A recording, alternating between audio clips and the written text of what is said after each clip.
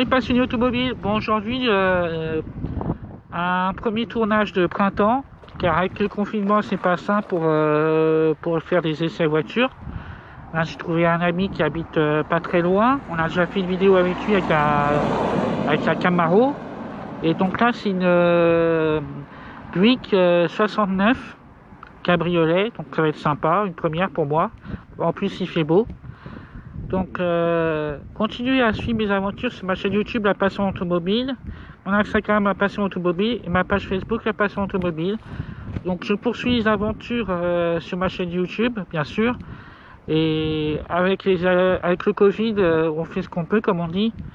Donc, j'essaye toujours de faire des nouvelles choses pour continuer la chaîne. Voilà les amis. Allez, à tout de suite.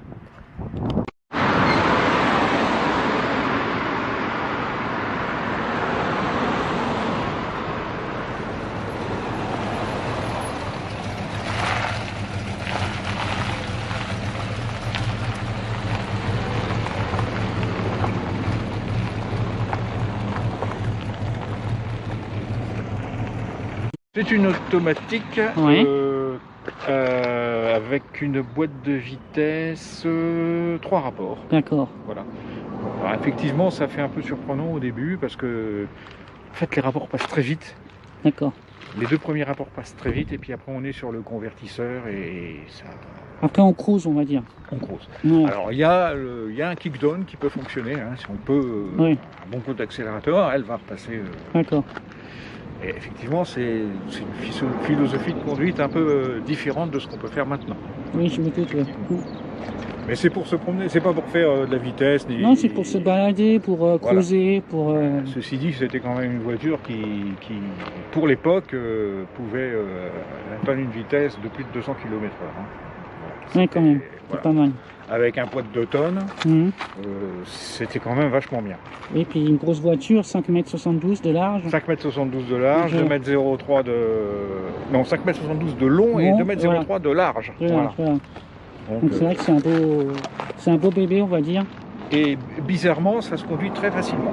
D'accord, c'est pas dur, c'est... Non, c'est relativement simple. D'accord.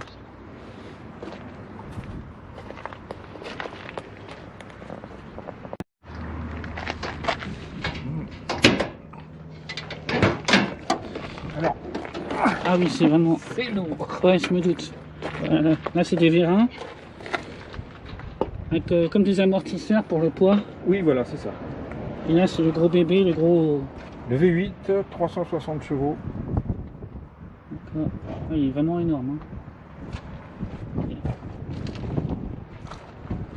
Alors, ce sont des voitures qui avaient la clim hein, quand même. Oui. Bon, là, je ne l'ai pas rechargée, je sais que je peux la faire fonctionner. D'accord. Il y a des gaz qui sont compatibles maintenant. Qu'on pourrait remettre dedans. On pourrait, oui. D'accord. Mais pour le peu que je m'en sers. Et ça, c'est quoi du coup? Ça, tu sais? Ou ça, c'est la croix? Ça, c'est l'alternateur. L'alternateur. Ici, voilà. D'accord. Et non, qu'est-ce que je raconte comme bêtise? C'est l'alternateur. Ouais. Il est là, ici. Et ça, c'est le compresseur justement de la clim. D'accord, ok. Là, c'est des gros moteurs. Alors, il n'y a pas, comme les voitures actuelles, des vases d'expansion. Oui. C'est directement, là, il y a tout est dans le radiateur et le circuit, voilà. Il n'y a pas de vase d'expansion. Hein, ça, c'est comme ça que ça fonctionne. Ok. Alors, donc, pour ce genre de voiture, qui a quand même un certain âge et qui... donc, il faut savoir que on a deux jauges. Oui. On a la jauge d'huile du moteur, ça c'est classique, et on a aussi la jauge d'huile de boîte de vitesse. D'accord. Voilà. Ok. Et donc, en fait, c'est à vérifier à chaque fois, comme c'est une voiture ancienne, c'est à vérifier à chaque fois, à chaque Mais qu'il ne voyage. manque pas d'huile, qu'il ne manque rien du Pour être tout. sûr qu'on n'ait pas de soucis, voilà. C'est vérification l'eau Oui. et les deux bacs d'huile pour le moteur et la boîte de vitesse. D'accord. Si ça c'est bon, ça marche. Oui. Normalement, il n'y a pas de problème. Après, ça roule tout seul. Après, ça roule tout seul. Alors là, on va décapoter la voiture. Si je prends les...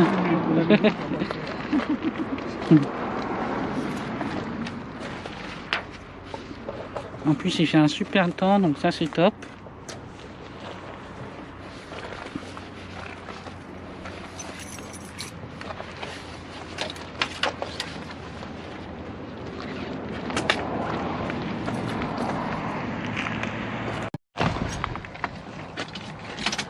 Donc là, tu mets le contact, évidemment.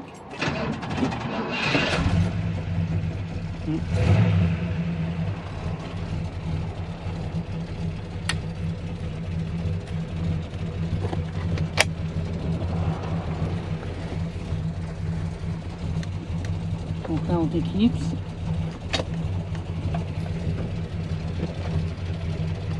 Et là, tu appuies où? D'accord. Comme une voiture moderne.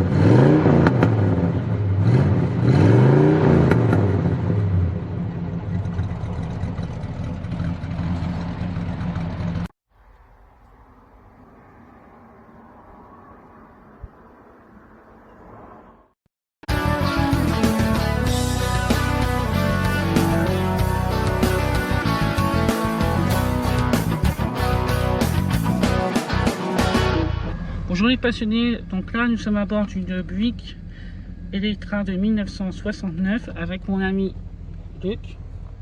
Donc merci pour ce baptême encore. Bonjour. Première fois pour moi en américaine cabriolet, donc ça c'est bien. Donc là on va faire un petit tour. Un petit tour, voilà. Voilà, pour voir les sensations. C'est des voitures pour faire des petits tours, hein. C'est pas comme Oui. la Camaro l'autre jour où on peut foncer. Là c'est juste pour... Voilà, pour cruiser on va dire. Voilà. Comme tu me disais, ça faisait 25 litres au 100, donc... Oui, voilà, c'est ça. C'est ça le petit problème, c'est que ça consomme quand même beaucoup. Mais à l'époque, il n'y avait pas le problème qu'on a maintenant énergétique. Non, bien sûr. Ouais. On va à droite là? Oui.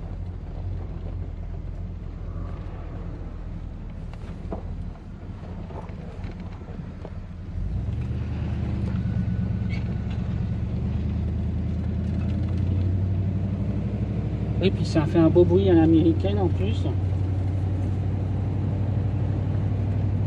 Et là du coup là tu es en miles sur les compteurs? Oui, c'est en miles. C'est en miles, ok. Donc ici km/h, là tu as l'essence, là tu as la montre, Oui. l'autoradio, donc là tu as... Elle marche plus là, il faut que je la fasse réparer, mais bon, c'est pas vraiment... D'accord. Ok, oui là, quand tu roules en américaine, comme on dit, c'est pour le bruit, donc c'est autre chose. Donc, ah, puis c'est très confortable.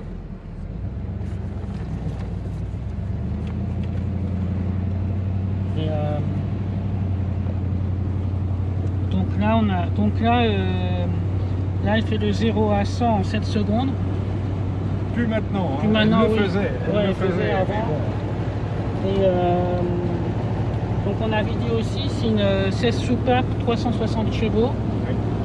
Voilà, avec un moteur V8 qu'on a montré avant. En fait, il fallait des moteurs de cette puissance parce que c'est quand même une voiture qui fait 2 tonnes. Alors, il fallait déplacer les 2 tonnes. Quand Oui, même, bien sûr, voilà. oui, ça, c'est clair. Oui. Donc, en fait, c'est très coupleux. C'est des voitures c'est presque du couple de camions. Hein, Oui. Là, ici à droite, tu as un gros pédale d'accélérateur en fait. Oui. Et à gauche, L'accélérateur, le frein et voilà. la troisième pédale qu'on voit là, c'est le frein ce qui correspond à notre frein à main. D'accord, ah ok, d'accord, oui, parce qu'il n'y a pas le frein à main au milieu du coup. D'accord.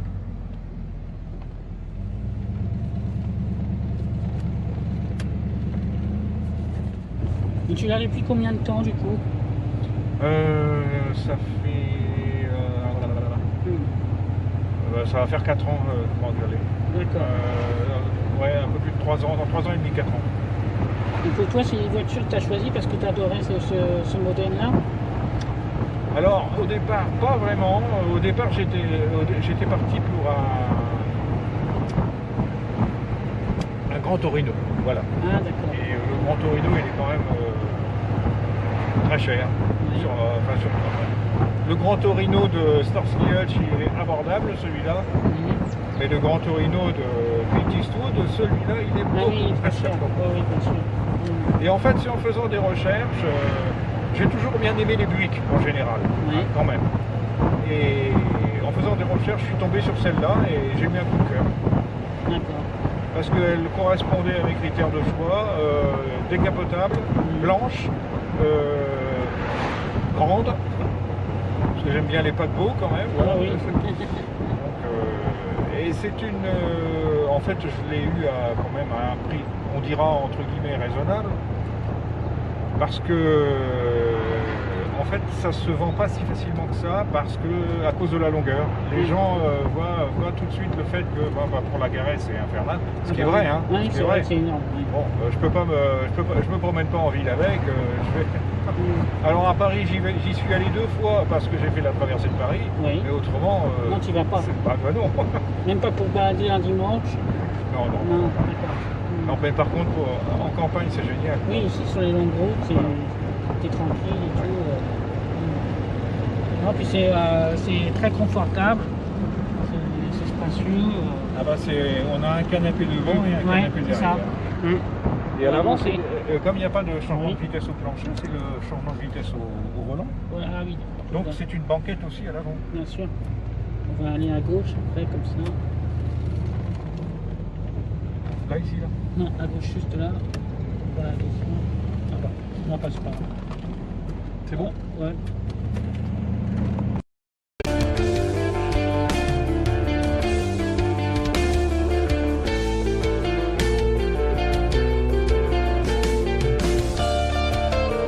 Et là, bah là, on fait un exemple de main d'œuvre, de manœuvre. Oui, mais bon, il y a pire, hein. Ouais. Ça se manœuvre relativement bien. Hein. Ouais. Avec c'est une direction assistée aussi, donc avec la boîte automatique, c'est facile, hein, comme on dit.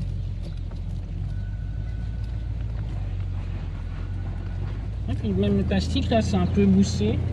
C'est dur, mais ça va, c'est moussé. Oui, non, c'était... Oui, oui. À l'époque, c'était quand même Mhm. une voiture... en fait, c'est une voiture qui concurrençait les Cadillac. Mhm. Et Oui, c'est un peu la même philosophie, on va dire. c'est une voiture de luxe. À l'époque, c'était une voiture de luxe. Et tu as fait des travaux dessus ou Alors, j'ai fait quelques travaux. Oui. J'ai surtout fait... j'avais un trou au niveau de l'aile avant droite, Ouais, là où il y a la batterie. d'accord. Là, tout a été refait, tout a été ressoudé correctement, et tout ça. Mhm. J'ai fait quelques entretiens moteurs quand même qui a besoin. C'est une voiture qui a quand même déjà eu une restauration il y Il y a quelques plus années. d'une dizaine d'années, oui, peut-être une petite vingtaine d'années. Hein.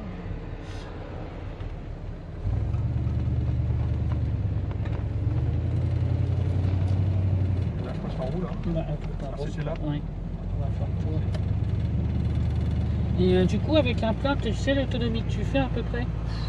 Non, t'as pas d'idée? Je vais faire 400-500 km. Ah, quand même. Ouais, ouais. C'est 25 litres au 100, hein, donc Oui, oui, c'est pas rien. je crois que le réservoir, il est c'est 90 litres peut-être.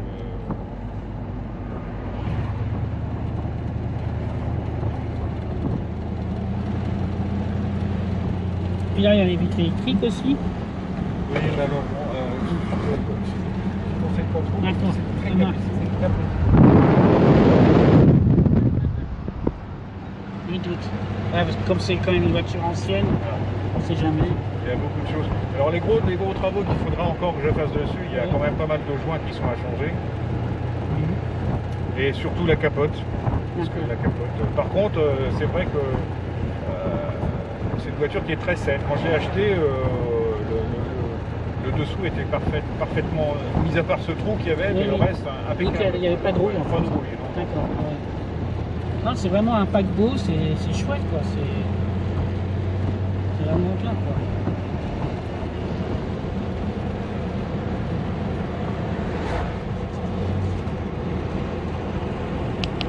Et la direction elle est comment? Elle est floue ou ça va? Ah, c'est un petit peu flou, hein.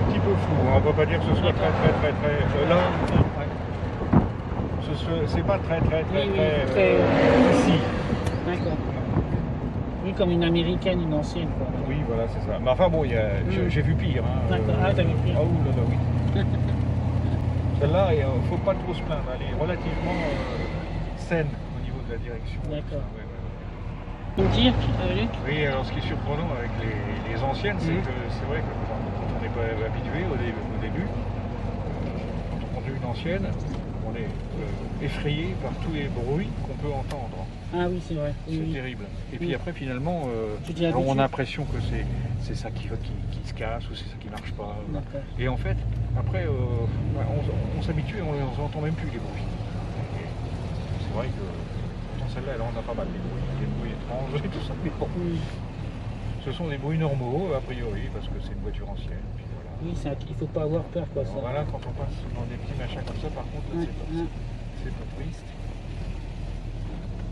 Ah, ça va, ça passe.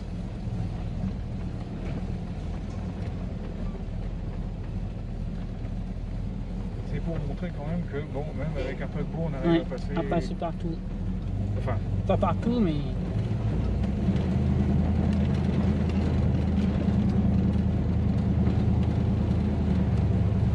C'est vrai que rouler décapoté, c'est vraiment un plaisir. Quand il fait beau comme ça c'est bien.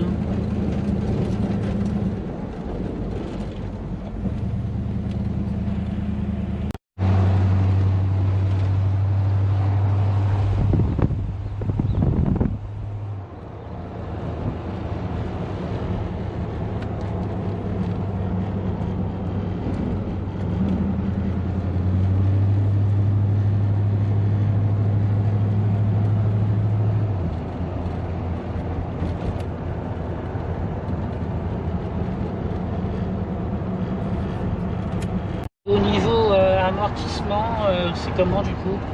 au niveau Amortissement pour les suspensions, tout ça, le confort? c'est très mou, c'est très souple. Ouais, très souple.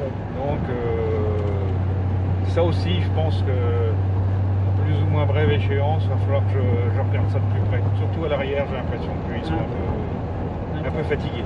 D'accord. Et combien de kilomètres du coup? Combien de kilomètres est là? Ah, alors là, on ne sait pas. On ne sait pas. Elle a plus de 27 000 miles. Ouais. Mais je ne sais pas combien de fois elle a fait le tour du compteur. Ah oui, d'accord, à ce point-là. Ça, l'histoire ne le dit pas. Ah oui, d'accord, ok. Ah oui, c'est étonnant, d'accord. Ah, on voit 27 miles, mais ouais, d'accord. Mais vu comment tourne le moteur, à mon avis, je pense qu'elle a peut-être fait 2 fois le tour. Mais bon, je pense, je ne saurais pas te dire. Le moteur est sain. Oui.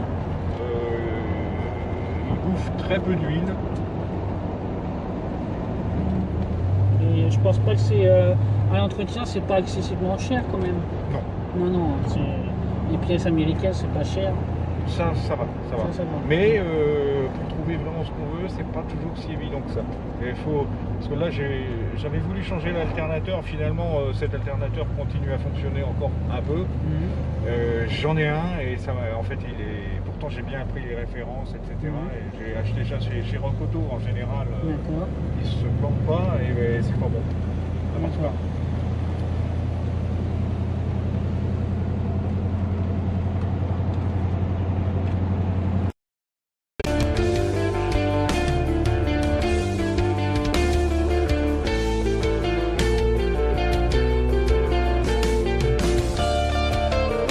Merci Luc pour ce tour en Buick de 1969 Electra. Je te remercie. Eh bien écoute, c'était un grand plaisir. Je profite de cette petite vidéo pour faire un petit coucou à tous mes potes de USCar 78 qui ne vont pas manquer de regarder avec un grand plaisir cette vidéo. Oui, coucou les mecs, coucou les filles aussi. Oui, il y a aussi des filles passionnées. Eh oui, des filles passionnées. Oui, on connaît très bien. Bah écoutez, à très bientôt les passionnés automobiles. Abonnez-vous à ma chaîne YouTube La Passion Automobile, mon Instagram La Passion Automobile et ciao ciao.